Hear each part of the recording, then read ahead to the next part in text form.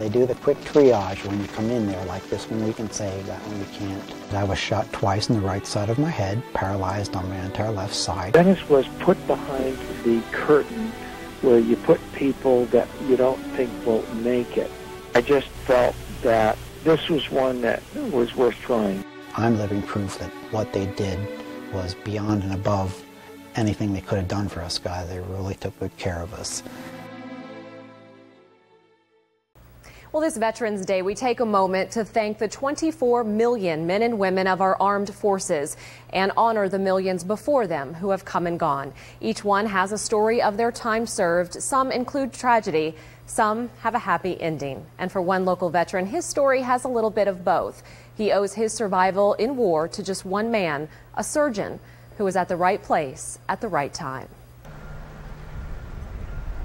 At the VA hospital in Lebanon County, Pennsylvania, inside room 227D of Building 18, you will find Dennis Haines twice a week making phone calls to war veterans. Hello, how are you this morning? This is the VA hospital in Lebanon calling. I'm calling to you have a 2:30 appointment with Dr. Bishai. Bye-bye now. I've always wanted to help the veterans and just, I talk to them and try to do what I can. His time spent here is voluntary, a way for Dennis to give back and to keep busy from memories of his own war. They stamped me approved, good to go. In fact, that day they had us on a plane headed for Georgia. Georgia for basic training, and then Vietnam.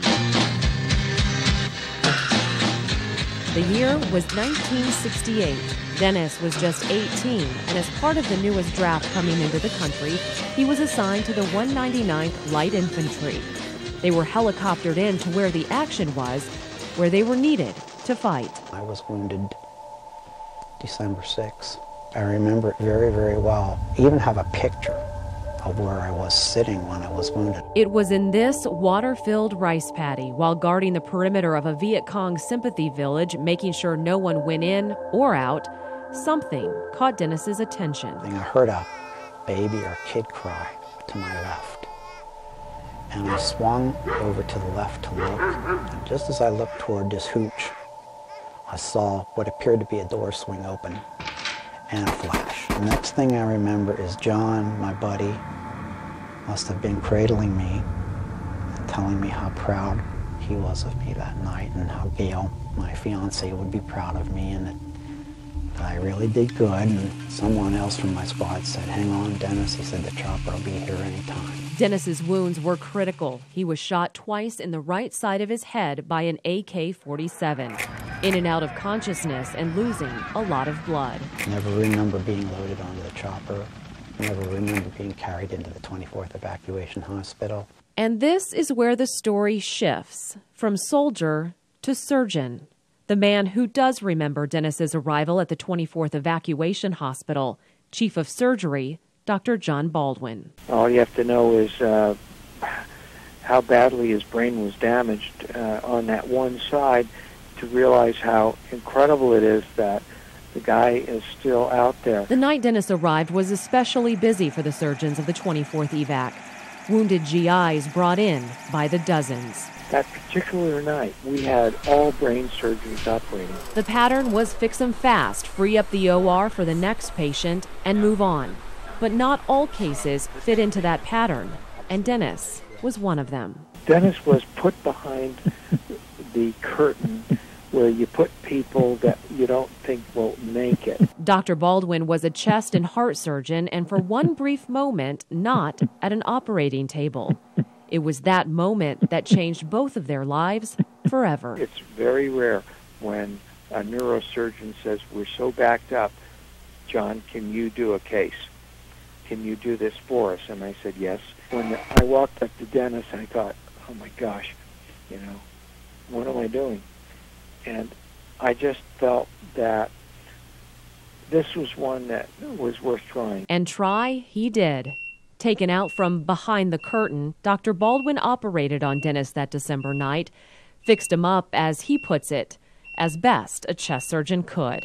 I never really thought much about it after that day.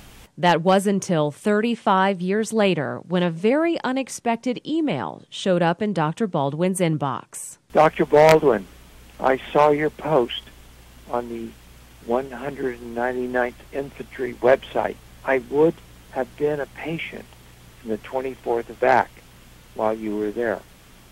I was wounded December 6, 1968. I was shot twice in the right side of my head, paralyzed on my entire left side, causing permanent visual field loss in both eyes. I had to see if you were there right at that time and might remember me. I'm living proof that you all did a terrific job in taking care of us guys. And just like that, a moment in time tucked away as a memory resurfaced. I remember the operation of the guy that the brain surgeons were too busy to do. I think what he did was just phenomenal. In 2004, Dennis Haines and Dr. John Baldwin were reunited. It was a ceremony for Dennis, the recipient of the Images of Bravery Award, nominated by none other than the man who saved his life. Dennis Haines never gave up and had the can't-quit ability that one can only admire. A reflection of the strength of human spirit from surgeon to soldier, and a reflection of a past that will never be forgotten.